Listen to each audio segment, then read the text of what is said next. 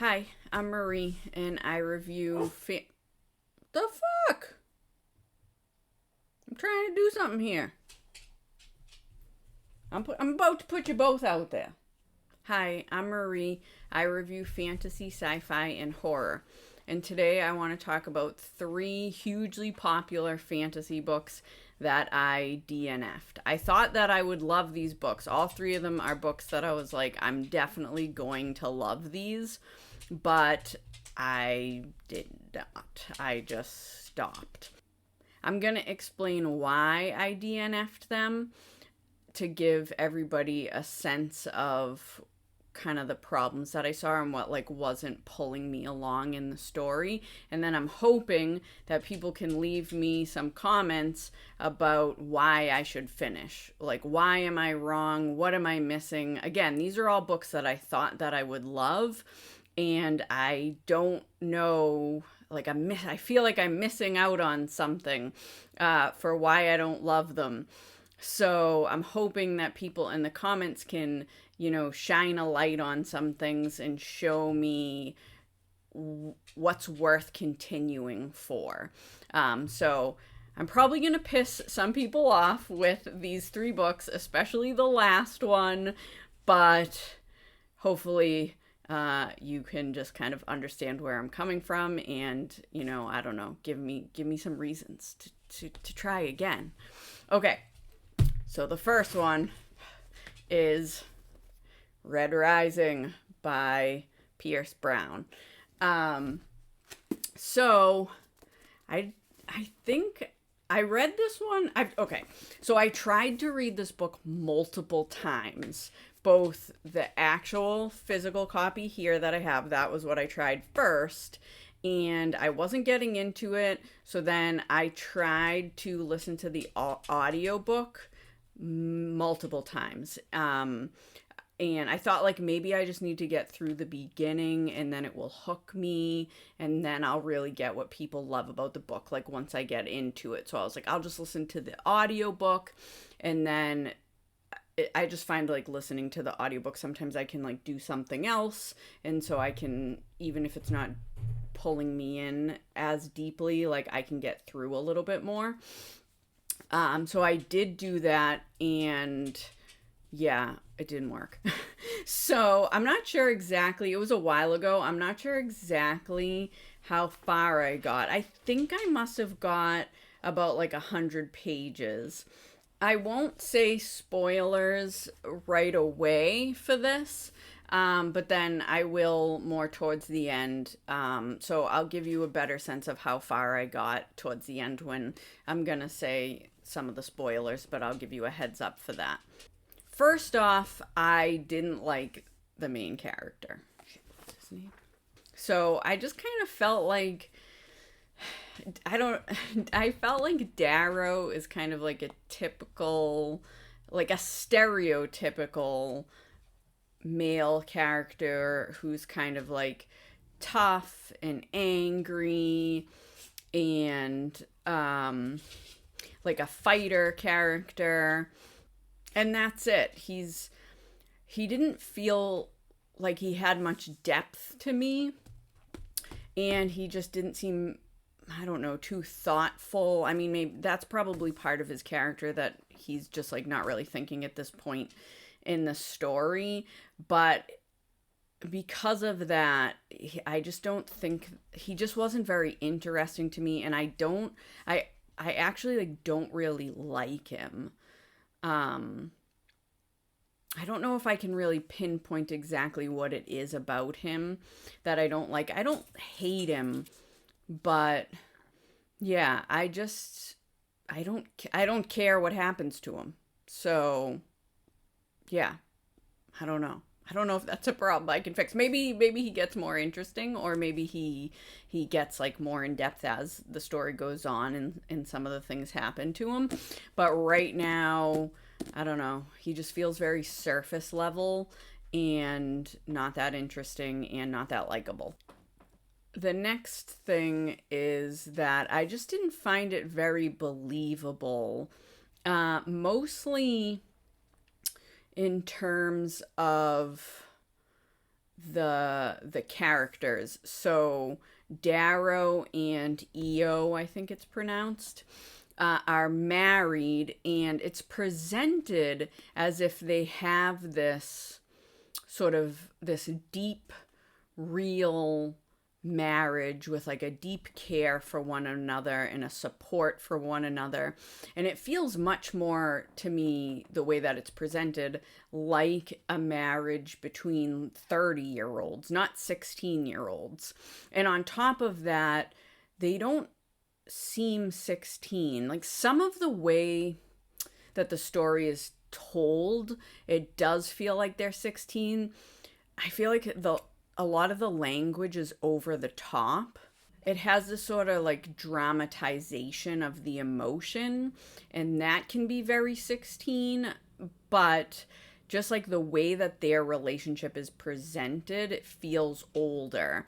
And the characters just, I have this issue a lot, especially in young adult fiction, where when 16-year-olds are presented, I know a lot of 16-year-olds, and I think because of that, I have a pretty good sense of what they act like. So it's really difficult for me to believe 16-year-olds in novels. I never feel like they're written very accurately. On occasion, they're written accurately, but it's pretty rare. And I do think there's some level of, especially in like fantasy worlds or sci-fi worlds, where the world is so harsh, it's different, they can be more mature because of what they had to grow up in and the level of independence that they have than a 16-year-old would be today. But it's like something's missing. Like, there's a level of immaturity, I think, in teenagers, not even in a negative way. Sometimes, like, even in a fun way, like, they're exuberant. They laugh at everything. There's things about 16-year-olds that I would need to see to feel like the portrayal is accurate, even if you're making them more mature and hardened because of this different sort of setting that they're in.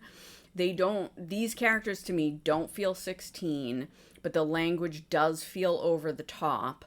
And I just don't believe that 16-year-olds would be able to have developed the relationship that these two have in this amount of time at this age. So that stuff all just didn't feel believable to me, which takes me out of the story. All right, now I'm going to start talking about spoilers. So if you don't want spoilers for the first 100 or so pages of Red Rising, then skip ahead to the next book. I'll put it in the notes. So the other thing that was unbelievable to me was, which I think is something that draws everybody in, is the pulling of the feet to snap the neck. Like, the loved ones have to pull the feet to snap the neck. And who would do that? I don't know. Maybe this is just me, but, and I know that they're supposed to be presented as so mistreated that they're sort of like stuck in this situation and they have to go along with it, and there's brutal punishments if they don't.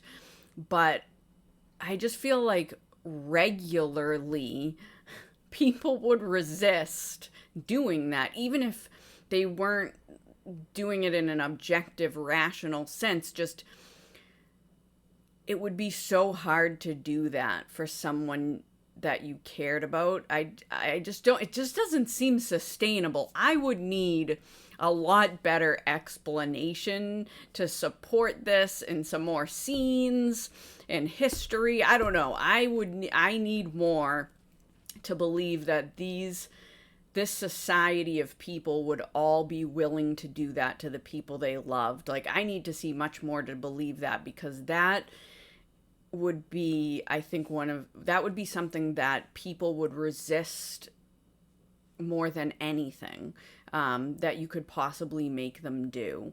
So, yeah, I don't know. I don't believe it based on what I see at the beginning of the story. And then my last point is just that I was bored. I don't know. I did kind of think at the beginning it was interesting a little bit with when his wife was there, and she was bringing up, or he was bringing up how she is more of like a resistance type person and he isn't. I did think that dynamic was interesting, but then she dies, and now the one who is interesting is gone, and he's left. So, and I don't know. I just, and then I got further than that. So I got to the point where they bring him, he goes to the underground people, and they bring him up to the surface, and he sees the different life, and he sees the gold person, and they like tell him that they want him to infiltrate them. But I didn't really get past that. So, but yeah, all of that, all of him going into the underground and meeting those people and discussing with them, I just didn't care. I wasn't interested in any of the characters, and I didn't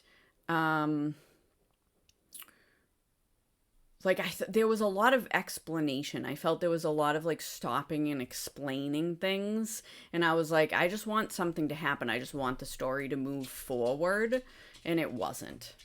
Okay, so I'm just gonna read one example of some language that I thought was over the top, just to give you a sense of what I'm talking about.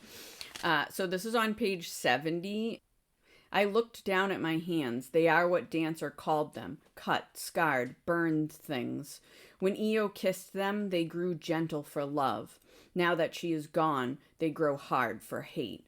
I clench them into fists till my knuckles are white as ice caps. Yeah, I don't know. That doesn't do it for me. That's very... To me, it reminds me of that whole cliche line from Star Wars with Anakin when he's like, your skin is soft, not rough like sand. That like everybody quotes as just being silly. Like, it's okay, it's not that bad because he's not talking about sand, but it's just like, I do not love, I now hate. I don't know. It feels off to me. It doesn't feel emotionally resonant. So yeah. So, and I know people say that the other books get a lot better and that this one has more of a young adult style to it.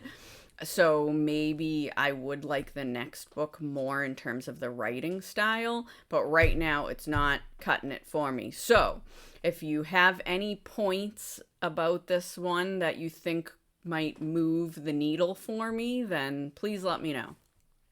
The next story, which I may get more hate for having DNF'd, is The Way of Kings by Brandon Sanderson. And this isn't to be like one of those Brandon Sanderson haters. I read Mistborn and I really liked the Mistborn trilogy, but that's part of it. So part of why I DNF'd this one is in Mistborn, I was hooked really fast. So the prologue of Mistborn hooked me, and I'm usually iffy on prologues. I find it hard to like start with a prologue and then whatever was happening is just sort of like cut off or like set to the side and then you start a new story. That is difficult for me. But the Mistborn prologue I did think was interesting, and I was like, oh, I want to know where this goes. So that worked really well. But this I didn't get very far in. I got way less far than I did in Red Rising and the other book that I'm going to talk about last that I DNF'd. So I'm not going to be very spoilery because I didn't get that far, and this book's gigantic. But if you want to move ahead, you can. But I got to the part where Kaladin is in he's captured in this like slaver's cart, and he's seeing the little fairy emotion thing, and then it rains, and I think he fights them or something happens. That's it. That's as far as I got. In thinking about Mistborn in the prologue and how it drew me in, one of my problems with this book is that it didn't draw me in. I feel like with a book this large, you really need to, like, it's okay to start with backstory and history and setup and all that. Like, sometimes you need to do that for a story. And in fantasy, it's especially acceptable. But I would like something that pulls me in at the beginning and gives me a question, gives me an interest, sets me up for something that's going to happen later, that I can be like, it's worth it to wait and get through some of this setup because I want to know this thing. And I didn't have that with The Way of Kings. And I didn't feel like the two characters that are presented in the parts that I read, Kaladin, and then I forget, the other one is a woman character who's traveling to this new city. Both of them, I just wasn't getting a lot of characterization. It was still early, so again, that's not horrible at this point, but like, I need something. No, there was no hook. There was nothing about the characters that made me like, ooh, I really want to know about these people's story. I'm interested. I love them. They're awesome. Or something that draws me to them. I just didn't have that either. And then secondly, I didn't know where it was going. Like, there was no path that I felt like I was going along that was leading to something. So I just kind of felt like there was some random events happening. So it's hard to keep reading something when you don't know what you're following, especially when it's gigantic. It's just, I feel like, I know I love fantasy, and I've read huge stories before. I've read The Stand, and I love The Stand. But I think there is a level of like intensity when you start a book like this, and there are some things to do at the beginning of it that can compel the reader so that it doesn't feel like so much heavy lifting, or like a scary amount of heavy lifting as you're getting into it, because you're like, this is going to be amazing, so I want to be with this book for this long. And I'm just not getting that at the beginning of this. But again, I didn't get very far in this one, so I think that this one has a lot of opportunity for me to still love it. I like Mistborn a lot, and I didn't get that far. So, yeah, hook me. Give me a reason to wanna get through this, or to feel like I will enjoy my experience if I just get a little bit further. All right, and the last one that I think people will be the most upset by is Assassin's Apprentice by Robin Hobb. This is the one that I really want somebody to find a way for me to keep reading it, because I really thought I would love this by everybody's description. Like, I love character books. I love books that focus on the characters really deeply, and that the story is guided by the characters and like their depth and emotion. And everybody says that that's like, Robin Hobb is so great at that. So I expected to be obsessed with this story. And for this one, it's not that I think that there's anything bad. Like, I'm not going to sit here and criticize Robin Hobb. I know everybody really loves her writing style and her prose. It didn't really draw me in that much. I'm sure if I sat down and like analyzed it, then I would find things that she's doing that are done well and interesting and inventive and unique and great description and that kind of thing. But just like while I was reading and just being immersed in the story, I didn't feel like the writing was pulling me along in a way that I was enjoying it enough to keep me going.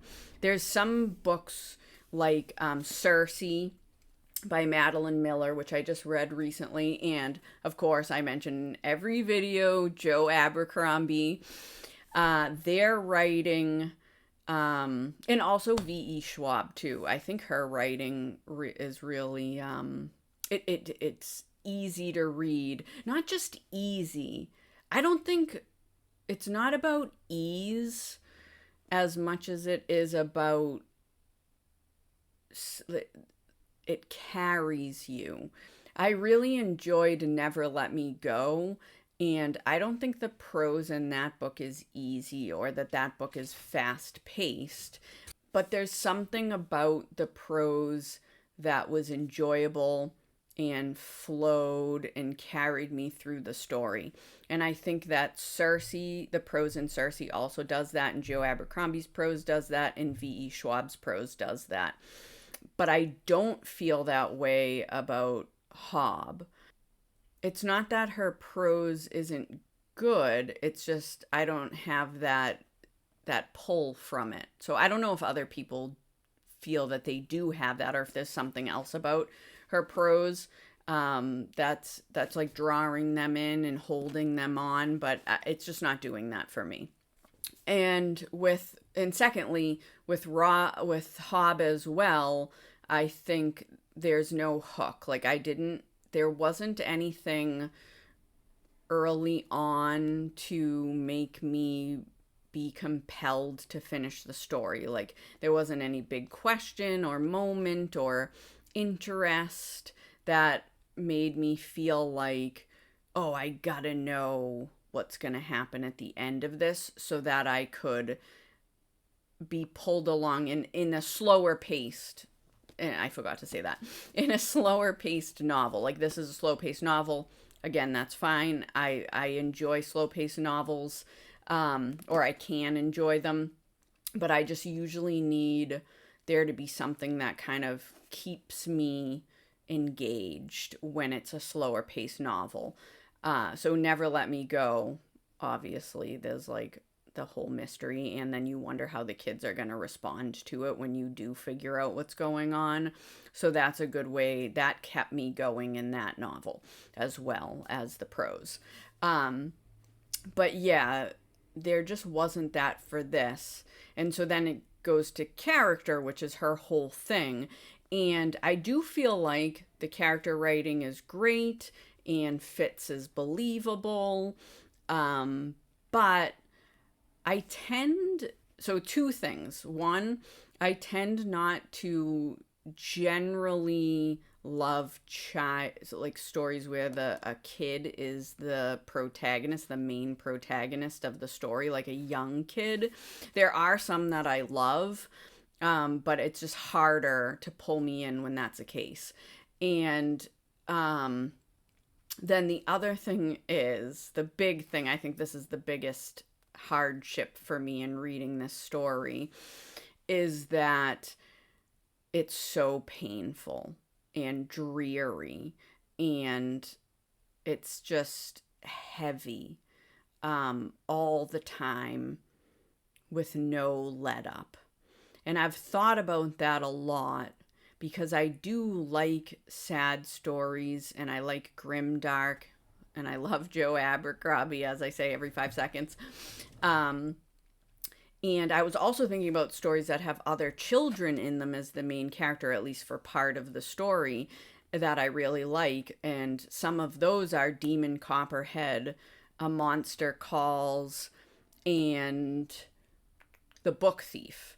And none of those are fantasy, but they all involve at least some of the book. The main character is a child.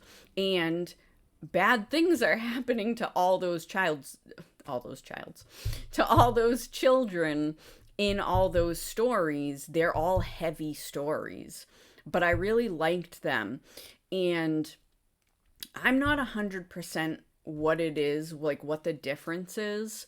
Maybe it is that Robin Hobb is great at characterization and this is just like too real. But I do feel like Demon Copperhead felt pretty real to me as well. So yeah, I'm not sure about that. But what I think it might be is that in those other three stories that I just mentioned, the kids have someone they're close with who cares about them for a lot of the story, and they have it early in the story. So there's like a little, it feels a little less painful, a little less burdensome because you know they have somebody. There's a little bit of relief in that, and Fitz doesn't have that early in the story. And so it's really hard to just sit with his isolation and the dreariness of the story at the same time, and the slow pace of the story.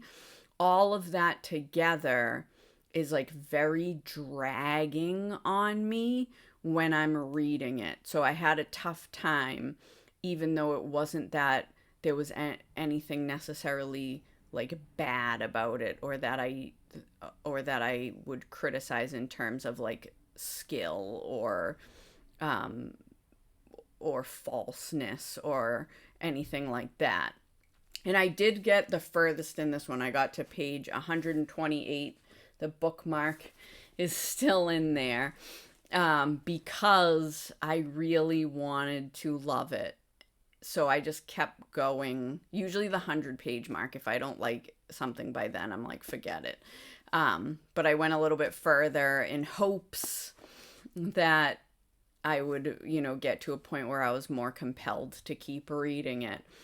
So this one, I would really love it if people can give me hope or like a reason to keep going, or something that's going to pull me in given the things that bother me about it. And maybe it's just not for me, and that's okay. But the way that people describe her character work, I want to love it. So if anybody has any thoughts about why, like what else about the story I might love if I keep going, then I would love to hear your thoughts. So those are my reasons for DNFing these 3 unbelievably popular fantasy books. I hope you enjoyed them. Like and subscribe, and I'll see you in the next one.